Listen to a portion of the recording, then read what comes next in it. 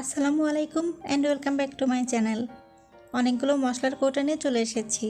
এগুলো দেখতে কিন্তু একেবারেই নতুনের মতো লাগছে।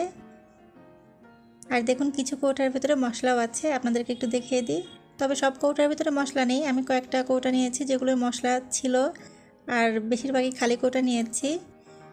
আর এগুলো কিন্তু দেখতে নতুনের মতো হলেও এগুলো কিন্তু আমি পরিষ্কার করে এরকম নতুনের মতো করেছি। আর কিভাবে করেছি তা আপনাদেরকে দেখিয়ে দিব। আর এই ভিডিওটি একটি রিকোয়েস্টেড ভিডিও। আপনারা যদি টিপস সংক্রান্ত কোনো ভিডিও দেখতে চান কমেন্ট করবেন, আমি দেখানোর চেষ্টা করব। এই ভিডিওটি কে রিকোয়েস্ট করেছে চলুন দেখে নিই।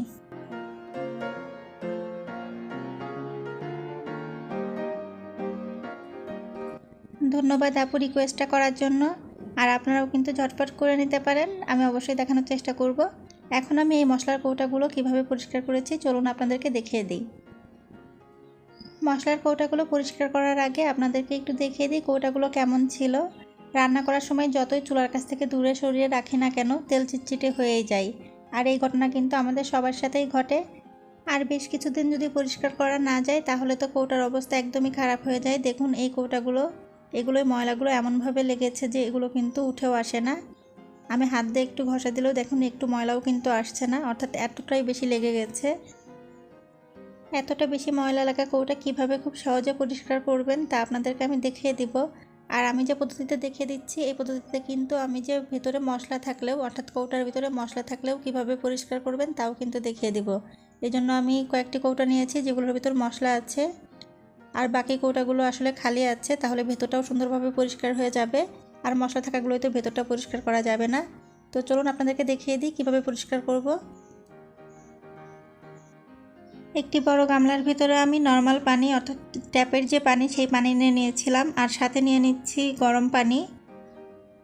এই গরম পানিটা নিচ্ছি কারণ দেখা যাচ্ছে যে আমি পানিটাকে হালকা একটু গরম করব, অর্থাৎ কুসুম গরম করব, এই জন্য ঠান্ডা পানির সাথে আমি গরম পানি মিশিয়ে নিলাম। এখন আপনাদেরকে দেখিয়ে দিই যে পানিটা কতটা গরম হয়েছে।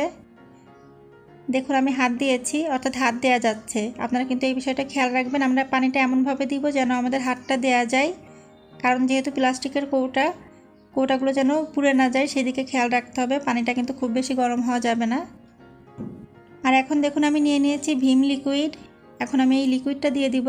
তবে আপনারা কিন্তু যে কোনো ডিশ ওয়াশই দিতে পারেন, আপনারা যেটা আপনাদের থালা বাসন মাজার জন্য ব্যবহার করেন তাই ব্যবহার করতে পারেন। এখানে ভিম বারও দিতে পারেন বা অন্য কিছুও দিতে পারেন, যেটাতে আপনারা থালা বাসন পরিষ্কার করেন। আর নিয়ে নিয়েছি লেবু। একটা লেবুকে আমি কেটে নিয়েছি। এখানে আমি একটু লেবুর রসগুলো চিপে দিব।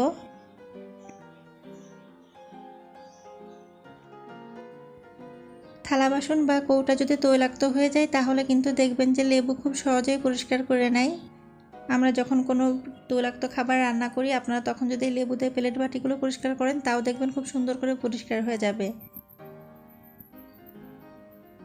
তাই যখন আপনারা এই মশলার কৌটাগুলো পরিষ্কার করবেন তখন চেষ্টা করবেন লেবুটা দেওয়ার। তবে যদি হাতের কাছে না থাকে সেক্ষেত্রে লেবুটা নাও ব্যবহার করতে পারেন, সেক্ষেত্রে ডিশ ওয়াশটা একটু বেশি দিয়ে দিবেন।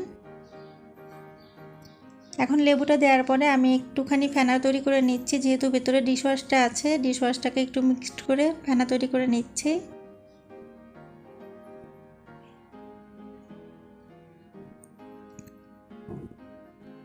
এখন এই কৌটাগুলো আমি গামলার পানির ভিতর দিয়ে দিব। যে কৌটাগুলো খালি আছে সেগুলোর ঢাকটা খুলে তারপরে কৌটাগুলো আমি পানির ভিতর দিয়ে দিচ্ছি। আর যে কৌটাগুলো আসলে ভিতরে মশলা আছে সেগুলো কিন্তু ঢাকনাটা খুব ভালো করে লাগিয়ে তারপরে দিতে হবে। এই বিষয়টা কিন্তু অবশ্যই খেয়াল রাখবেন, যখনই কৌটাগুলো পানির ভিতর দিবেন যদি ভেতরে মশলা থাকে তাহলে কিন্তু ঢাকনাটা খুব ভালো করে লাগাবেন, না হলে কিন্তু পানি ঢুকে যেতে পারে।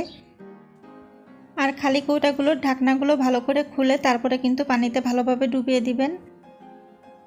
আর যেগুলো মশলা আছে দেখবেন মশলার কৌটাগুলো কিন্তু পুরোপুরি ডুবে যাবে না, এগুলো একটু মাঝে মাঝে নেড়ে ছেড়ে ভিজিয়ে নেবেন। আর এইভাবে আমি কিন্তু আধা ঘন্টা মতো রেখে দিব, অর্থাৎ 30 মিনিট রেখে দিব। 30 মিনিট পরে আমি ফিরে এসেছি। কৌটাগুলোর উপর যে ময়লা ছিল তা অনেকটাই পরিষ্কার হয়ে গেছে। আর পানিটাও দেখুন কৌটার ময়লাগুলো পানির সাথে মিশে পানির কালার একদমই চেঞ্জ হয়ে গেছে। এই কৌটাটা দেখুন, এই কৌটাটা কিন্তু অনেক বেশি ময়লা ছিল, এখন একটু ঘষা দিলেই উঠে যাচ্ছে। তো আমি এই কৌটাগুলো আপনাদেরকে পরিষ্কার করে দেখাবো। এজন্য প্রথমে যে কাজটা করব, এই গামলার যে পানিগুলো এগুলো একটু ফেলে দিব।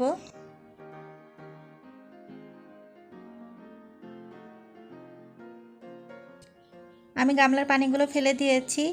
এখন যে কৌটাগুলো আছে এগুলো আমি একটু পরিষ্কার করে নিব। আর আমি কিভাবে পরিষ্কার করব তা আপনারা দেখলেই বুঝতে পারবেন। এখন দেখুন একটি স্ক্রাবার নিয়ে নিয়েছি, সফট স্ক্রাবার। এই স্ক্রাবারে আমি কিন্তু একটু ভীম লিকুইড আবারও লাগিয়ে নিয়েছি। আমি আবারও বলে দিই, আপনারা যদি ভীম সাবান ব্যবহার করেন তাহলে কিন্তু এখানে সাবানটাই ব্যবহার করতে পারেন। এখন এই স্ক্রাবার দিয়ে আমি সবগুলো কৌটার ঢাকনা এবং কৌটার ভেতর দিয়ে খুব সুন্দর করে পরিষ্কার করে নিচ্ছি। তবে যেগুলোই মশলা আছে সেগুলোর ভেতরটা আমরা পরিষ্কার করতে পারবো না, সেগুলোর বাইরেটা আমরা একটু ভালোভাবে পরিষ্কার করে নেব।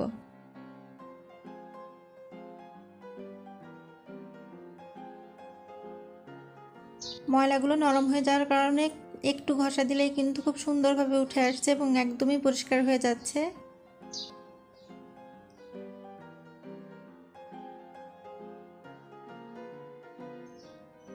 আমি সবগুলো কৌটা পরিষ্কার করে নিয়েছি। এখন আপনাদেরকে এই কৌটাগুলো আমি একটু পানিতে ধুয়ে তারপরে দেখাবো কেমন হয়েছে। দেখুন আমি পানিতে ধুয়ে নিয়েছি আর ভেতরে কিন্তু মশলাও আছে, দেখতে পাচ্ছেন। কৌটাগুলো কতটা পরিষ্কার হয়েছে, একদমই কিন্তু নতুনের মতো হয়ে গেছে।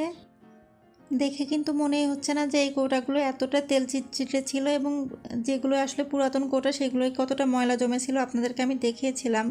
এখন কিন্তু তা বোঝাই যাচ্ছে না, অনেক বেশি পরিষ্কার হয়ে গেছে, খুব ভালো লাগছে দেখতে। আপনাদের কৌটা যদি এরকম তেল চিটচিটে হয়ে যায় তাহলে এই পদ্ধতিতে পরিষ্কার করবেন, দেখবেন অনেক বেশি পরিষ্কার হয়ে যাবে। আশা করি আমার আজকের ভিডিওটি আপনাদের অনেক ভালো লেগেছে। যদি ভালো লেগে থাকে প্লিজ আমাকে কমেন্টে জানাবেন আর ভিডিওটি শেয়ার করবেন।